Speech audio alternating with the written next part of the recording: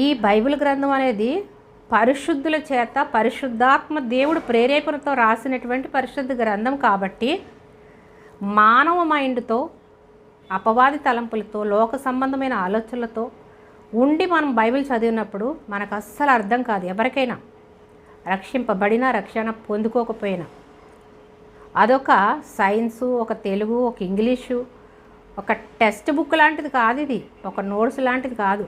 పరిశుద్ధుల చేత రాయబడినటువంటి పరిశుద్ధ గ్రంథం కాబట్టి ఆ పరిశుద్ధ గ్రంథాన్ని పరిశుద్ధాత్మ దేవుడే మనలో ఉండి మాట్లాడితే తప్ప, మనకు బయలుపరిస్తే తప్ప అది అర్థం కాదు. అంటే పౌలు గారు అంటారు, మీరు పసిపిల్లలుగా ఉన్నప్పుడు మీకు నేను పాలతోనే పెంచానంటాడు.